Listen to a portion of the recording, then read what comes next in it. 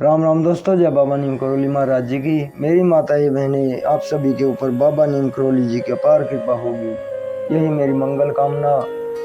आज मैं आपको एक बहुत ही महत्वपूर्ण पाठ है बाबा नीम करोली जी के शरण में बैठकर सुनाता हूँ। मानव जीवन की प्राप्ति एकमात्र भगवान की भक्ति के लिए है।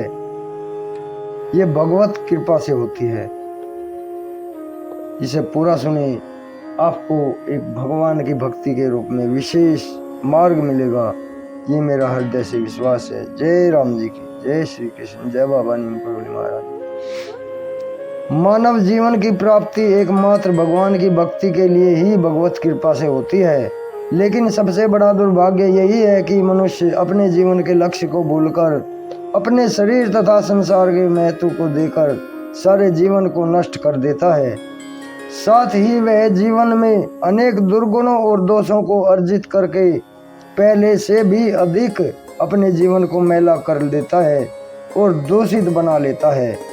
अपने में भगवान ही है ऐसा विश्वास न करना, अपने में भगवान ही है ऐसा विश्वास न करना पाप है। अपने स्वरूप को जानना जीवन का लक्ष्य है।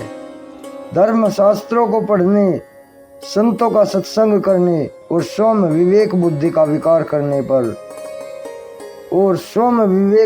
विकास करने पर मनुष्य को स्वतः ही विश्वास हो जाता है कि भगवान की भक्ति करने में ही जीवन की सफलता है। भक्ति का भाव यही है कि जीवन में सबसे अधिक सुंदर और आनंदप्रद एकमात्र भक्ति ही है। भगवान की भक्ति की दृष्टि से हमारा देश महान है।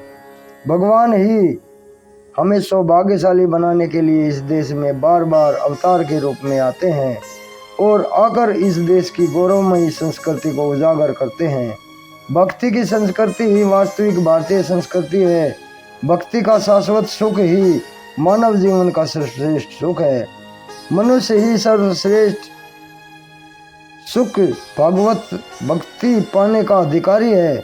संसार के सारे धर्मों से भी बढ़कर भक्ति की भावना है। संसार के सारे धर्मों से भी बढ़कर भगवान की भक्ति है।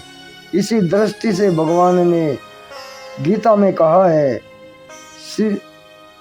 गीता आदि हमारे सारे धर्म ग्रंथ भक्ति करने के लिए आदेश देते हैं।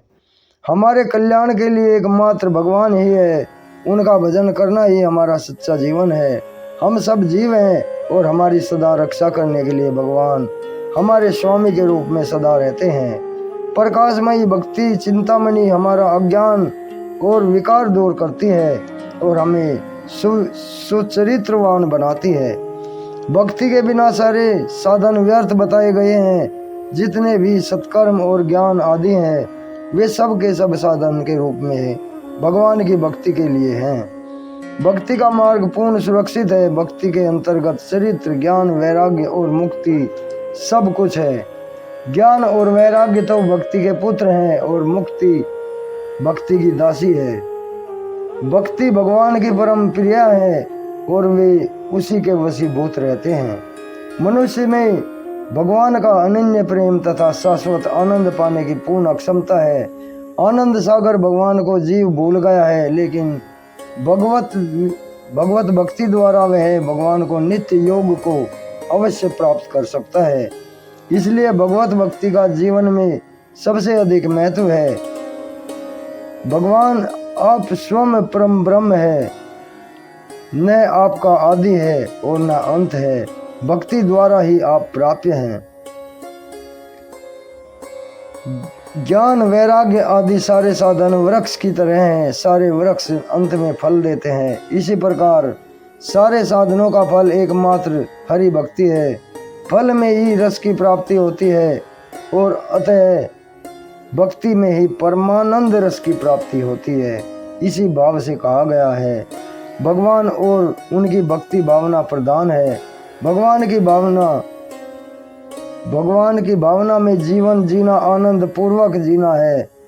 प्रभु भावना का नाम भगवत प्रेम है। तुलसीदास जी ने भी कहा है, तुलसीदास जी ने कहा है, भगवान भक्त का भाव देखते हैं, भक्ति में भाव प्रदान होता है, भगवान सत हैं, उनसे संबंध रखने वाली भावना भक्ति सत है।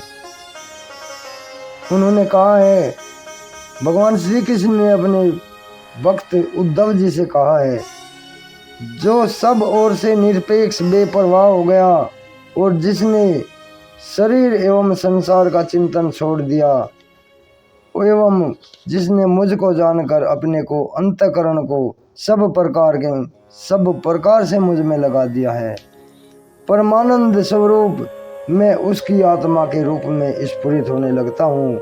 जो मनुष्य निरंतर विषय चिंतन किया करता है उसका चित्त विषयों में फंस जाता है, और जो मेरा स्मरण करता है उसका चित्त मुझ में तल्लीन हो जाता है।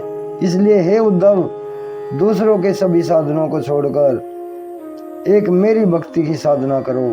भक्ति की साधना कितनी सुगम है। भगवान का नाम लेने में कोई बंधन नहीं है, ना कोई नियम है और न ही किसी प्रकार की बाधा है।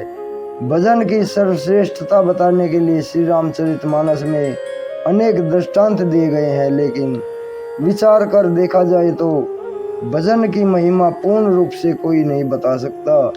भजन ही मानव जीवन का पूर्ण रूप से सफल बना सकता है। इसकी तुलना किसी से करना उचित नहीं है। फिर भी भगवान की ओर मुड़ने के लिए संत अनेक उपाय बताते हैं। संत ही मनुष्य को भजन और भक्ति की ओर लगाते हैं।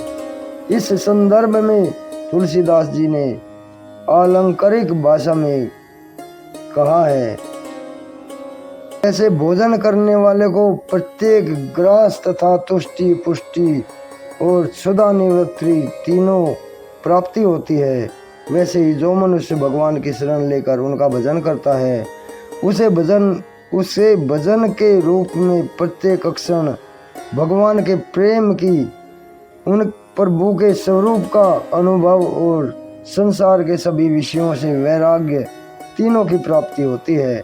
जिस प्रकार भोजन शरीर के लिए आवश्यक है, उसी प्रकार अपने कल्याण के लिए भजन आवश्यक है। भजन करने से आत्मा और परमात्मा शाश्वत ज्ञान होता है। भजन करने से ही आत्मा और परमात्मा का शाश्वत ज्ञान होता है। हमारा पारमार्थिक रूप आत्मा है। भगवान और भाव एक ही स्वरूप है, भाव ही भगवान का स्वरूप है। भगवान के भाव राज्य में रहने पर मनुष्य को किसी प्रकार कोई कष्ट नहीं होता। सब मनुष्य से प्रेम करना भक्त का स्वभाव होता है। अपने अपने वर्ण और आश्रम के अनुसार भगवत धाम से कार्य करना स्वधर्म है। श्रीमद् भागवत गीता इसे भगवत भक्ति का सर्वश्रेष्ठ भजन स्वरूप बताया गया है। भजन और सत्संग द्वारा हृदय पवित्र होता है, तब भगवत प्रेम की बात समझ में आती है। शरीर का विषय प्रेम भोग कहलाता है और आत्मा से प्रेम भक्ति कहलाती है। शूर्पणखा और सबरी की कथा द्वारा विषय भोग एवं भक्ति की प्रवृत्ति बताई गई है। शूर्पणखा में विषय भोग की प्रवृत्ति थी और उसकी दुर्दशा हुई, और सबरी में भगवत भक्ति की प्रवृत्ति थी, इसलिए वह भक्ति के इतिहास में अमर हो गई। वास्तव में हरि भक्ति अनुभव स्वरूप और भगवान भाव स्वरूप है। भगवान सब जगह प्रत्यक्ष हैं, लेकिन अभागा और अज्ञानी मनुष्य इस सत्य बात पर विश्वास नहीं करता। यही हरि भक्ति की अनुभूत में बाधक है। तुलसीदास जी ने कहा है, भगवान की भक्ति में जीवन लगाना जीवन का सच्चा सौंदर्य है। भक्ति के प्रभाव से मनुष्य ज्ञानवान, गुणवान, शीलवान तथा चरित्रवान बनता है। जय श्री राम, जय श्री कृष्ण, जय बाबा नीम करोली महाराज।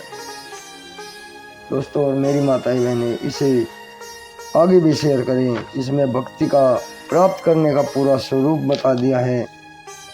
भगवान को हम कैसे प्राप्त कर सकते हैं, शास्त्रों की वाणी आपके ऊपर भगवान श्री कृष्ण जी, बाबा नीम करोली जी अपार कृपा बरसाएं। जय श्री राम।